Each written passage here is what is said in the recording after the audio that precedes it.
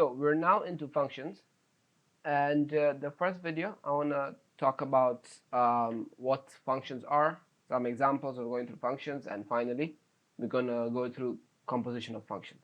So firstly, what exactly are functions? The way I like to define it is it's a machine where you put in an input into that machine and the machine does something to that input and you get an output. Usually the inputs are part of the domain while the output is part of the range. And the general format is that the input is if the input is a value x, then the output is a value f of x, meaning the function f is applied to that x. Okay? And it, in definition, it uniquely associates members of one set with members of another set. One output only for each input, meaning we cannot have a value x that goes into a function, okay, which then gives you two values, so f1 of x and f2 of x. This is not possible. This is not going to be a function. You can't have one value giving you many values as an output, okay? And obviously an alternative name for a function is a mapping, meaning it maps one value to the other, okay? Input to the output. Now, a function can either be one-to-one or a many-to-one. It cannot be a one-to-many, which means you can have two values of x, x1 and x2, that go through a function, which then gives you just one f of x, right? F of x1, which will also be equal to f of x2. That is possible. That is still going to be considered a function. Like we see y equals to x squared. That is considered a function, even though at a certain value, probably let's just say 3 and negative 3, you're going to get 9 in both of them. That is still considered a function. Obviously, a line where it's one-to-one, where every value of x has just one value of y, and there is no other value of x that has the same value of y, that is known as a one-to-one function. A one-to-many, as I said, is not going to be considered a function, right? Because you can't have one x that gives you two values of y. For example, the square root, right?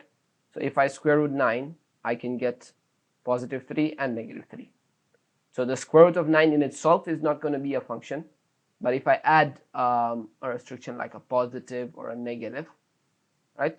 Or a negative, not and a negative, then it's going to be a function, okay? Let's just look at a few examples where finding the domain and range of the function f of x equals to 2x plus 1. Now, as I said, the domain is the inputs that you put into the function, and the range is the output values that you get from putting those inputs, okay? So suppose we have y equals to 2x plus 1. This is in your linear equation notation, and this is the same as your f of x equals to 2x plus 1. This is your output. This is also your output here. This is your input. This is also your input here. And you're basically putting your x into the function. The function in this case is 2x plus 1, and you're going to get an f of x, your output, okay? The domain is all the values of x that this function can take up. And if you see, there is no restriction on what value of x you can use. You can use 0, you can use 1, you can use any negative value. You don't have a restriction.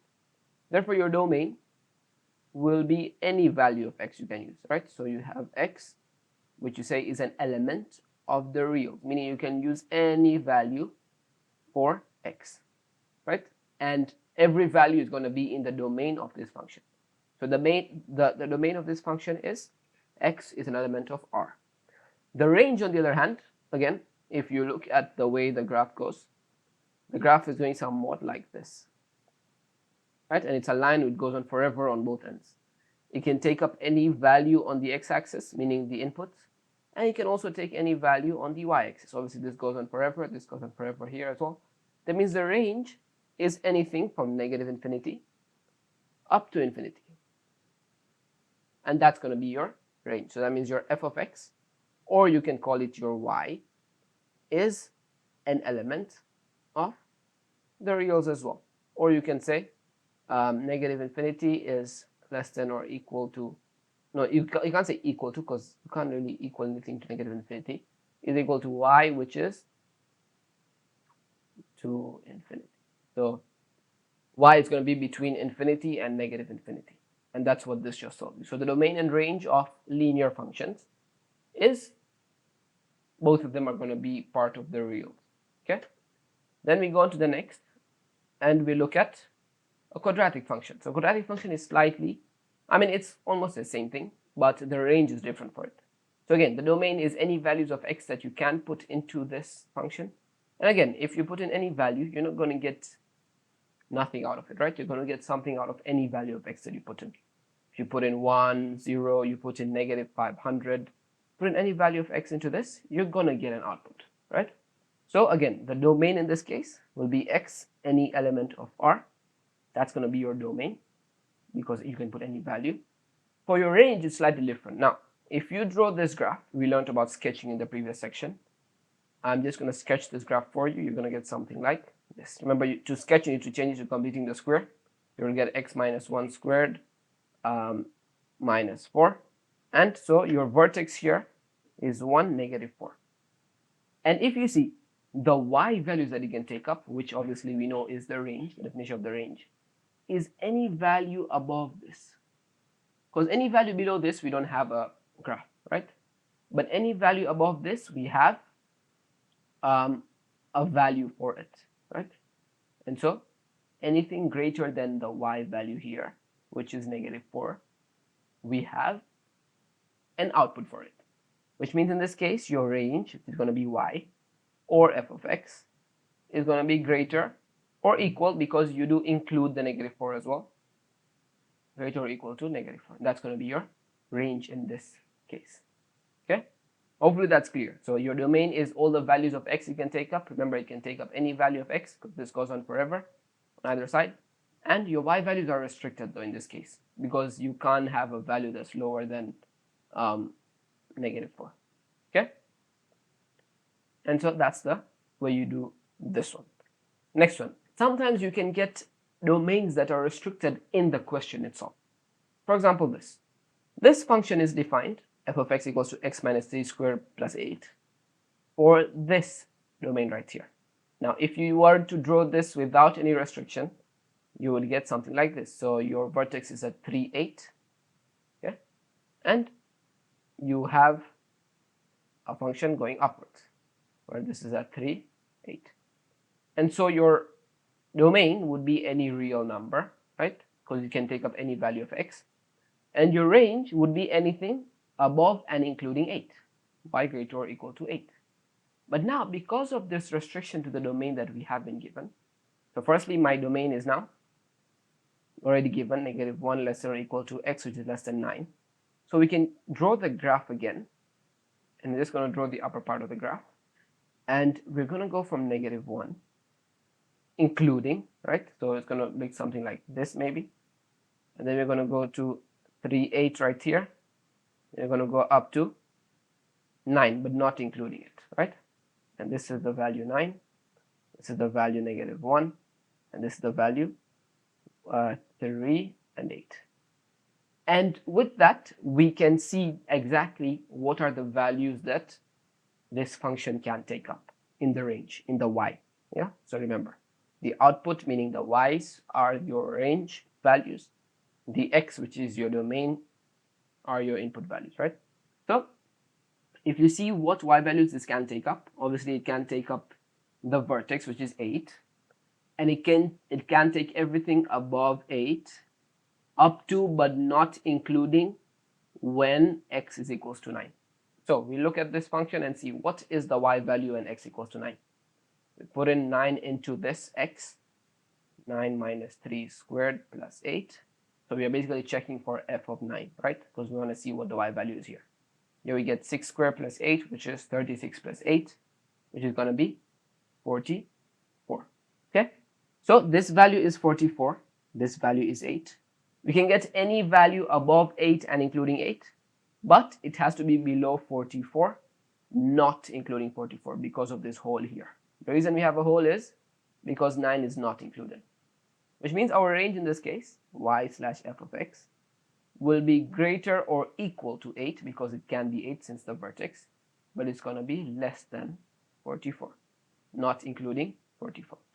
That is the domain and range part of these restricted domains, right? Finally, sketching functions which aren't quite normal functions. Now, I don't know if you have seen this before, but these are called piecewise functions. Okay? And these work for a certain domain, meaning we have this function for this domain, and then the function changes for this domain right here. So if we were to draw it, obviously it starts from 0 going upwards, and from 0 to 3, so from 0 up to 3, it has x squared minus 4. So we're going to draw that curve, right? So x squared minus 4 is just, we go this way, yeah, and it obviously intersects at 2. This part is negative 4, and that is going to be your first part of the curve, first part of the function, the x squared minus 4 from 0 to 3. Then after 3, what do we have? 2x minus 1, and it's a straight line, yeah, up to and including 5. So for this one, if you want to find the domain and your range, your domain would be everything from 0 up to 5, because that's where the function, the entire function is defined for. Remember, this is the entire function. It's just drawn like this using two equations, right? So our domain would be from 0 up to 5 and including both values. Your domain would be from 0 to 5, x including both values. And your range, on the other hand, is going to be your y values that it can take up, right? So your y values it can take up are going to be, at the bottom, you know it's negative 4, because if you put 0 into this, we get negative 4. And if you put 5 into this, we get 2 times 5, which is 10, minus 1, which is 9. So this value is going to be 9. So anything from negative 4, greater than negative 4, including it, y f of x, and less than or and including 9. That's going to be our range for this function, this piecewise function. Okay, and that's where we end the topic of domain and range, and we now move on to composite functions. Composite functions is like you want to take a function that you already know what it means, and you want to put it inside another function. So I've given you an example here where we have two functions, f of x equals to 2x plus 1 and g of x equals to x squared. And we want to put f of x into g of x, and in the second example, g of x into f of x. So for this, we need to find, now this is what we're doing here. So we are trying to put f into g. So f is the inner function and g is the outer function. So what is happening here? That the input for f is x, right? Because that's what you're putting inside of f, while the input for g is the entire f of x, because that's what you're putting inside g, which means you will need to find f of x first. So suppose your x is 3 in this case. You will put 3 into your f of x, and you will get 7 out of it.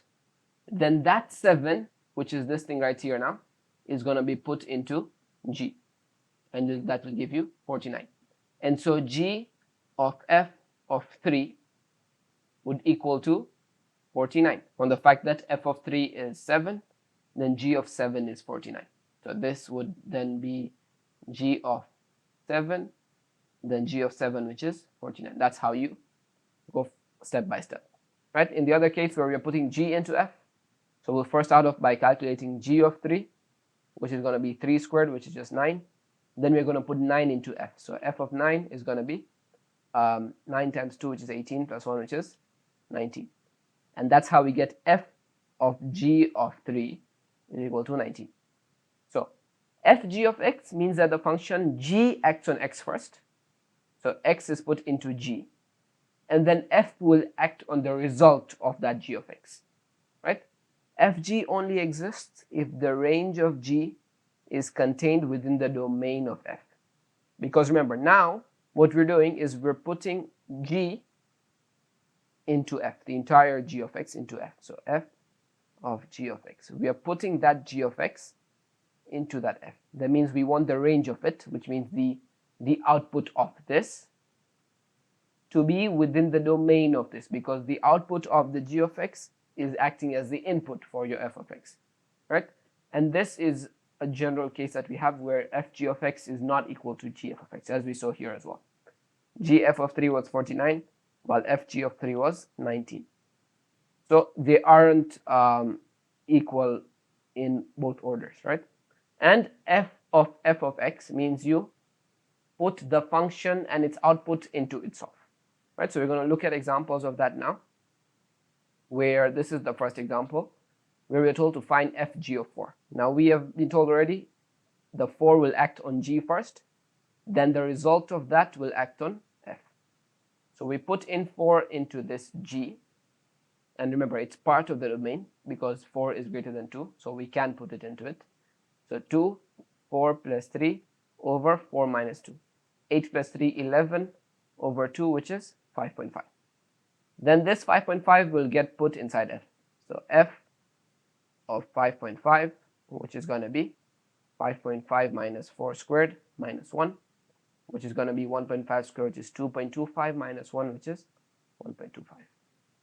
Which means f of g of 4, which is the same as f of 5.5, is going to equal to 1.25.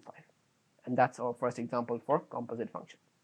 In our second example, we want to find what the general form of f g of x is and the general form of f of x is. So here, remember, we are putting the g of x into the f, and here we're putting the f of x into itself. So here what we want to do, f of g of x, that's the general form. Now x is acting as the input for g. If we put x as the input for g, we get out 3 minus x squared. So this is the same as f of 3 minus x squared, which means you put this as your input for f. So we are putting 3 minus x squared in place of the input, right? Because here, if x is the input, then 5 over x minus 2 is the output. So if 3 minus x squared is the input, then this x will turn into 3 minus x squared. So 5 over 3 minus x squared minus 2, which is just going to equal to 5 over 3 minus 2, which is 1 minus x squared. And that's going to be your f g of x function, right? On the other hand, your f of x means you are taking f and putting f of x inside it, and which will be the same as f of 5 over x minus 2. You're putting 5 over x minus 2 into itself, which just means you're putting 5 over x minus 2 minus 2, right? And that is going to be 5 over, we can make this into one fraction, x minus 2, and that will be 5 minus 2 x minus 2, which is then going to equal to, we can bring this lower fraction, lower denominator upwards, because this is just the same as 5 divided by 5 minus 2 x minus 2 over x minus 2, which is the same as you multiplying with the reciprocal. So you're multiplying this with this. So 5 x minus 2 over 5 minus 2x plus 4. I open the bracket here, and this is just, and then this one goes into 5x minus 10 over 5 plus 4, which is 9 minus 2x. So that's going to be your f of x. And that ends our section on composite functions.